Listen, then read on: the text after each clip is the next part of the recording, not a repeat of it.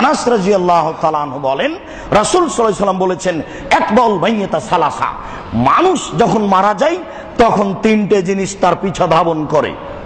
এর যে স্নান ওয়াবকা মা হুয়া আহিদ, দুইটা আবার ঘুরে আসে, একটা তার সাথে থেকে যায়।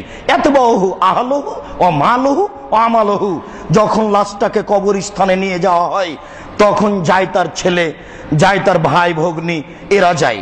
আর যায় তার মাল, কুদাল গেল, কুড়াল গেল, বালতিটা গেল, বদনাটা গেল, কিছু জিনিস গেল। ও আমালুহু, তার কর্ম সাথে চলে গেল। জেনা হোক, চুরি হোক, ডাকাতি হোক, মারামারি হোক, আর তাহাজ্জুদ হোক, যেটাই হোক না কেন সব তার সাথে সাথে চলে গেল।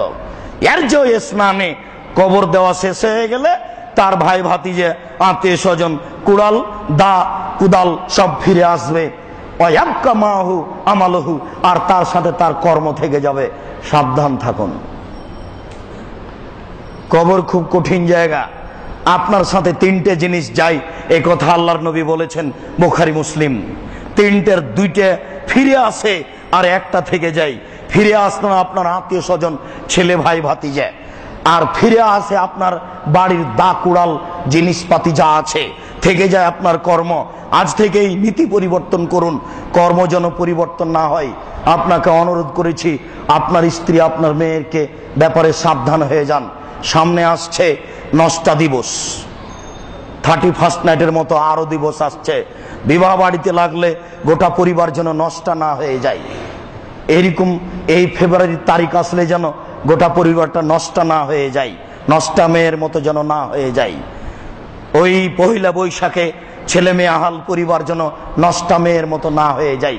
খারাপ লাগে শুনতে, আমার কিছু করার নেই। এত বলি, মানেন না কেন? আপনি কি মনে করেন আমি না মেনেই সফল? আপনি তো পারেন, আমি পারি, আপনি তো পারেন। আজকেই বাড়িতে ঢুকে একেবারে 44 ধারা কারফিউ জারি করে দেবেন, হয়ে গেল কথা। এ কি দেশের উপরে চালাতে বলছি? আপনার নিজের পরিবারের উপরে।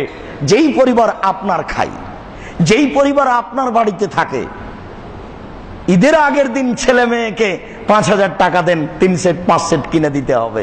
ভালোই তো বাসেন ছেলে মেয়েকে, ভালোই তো বাসেন, ভালোবাসেন ছেলে মেয়েকে, খুব ভালোবাসতে হয়। কিন্তু এইভাবে কেন, এই নোংরামিতে নেমে যাবেন কেন? ভুল হিসাব, সিদ্ধান্ত পরিবর্তন করুন, জরুরি। সবাই চলে গেল, ফায়াতিহা মালাকানে, চলে যাওয়ার সাথে সাথে দুইজন ফেরেশতা চলে আসলো। দুইজনের একজন বলে, বলুন মানহার রাজিল আলাজা বৈসাফকুম, ওই ব্যক্তি কে?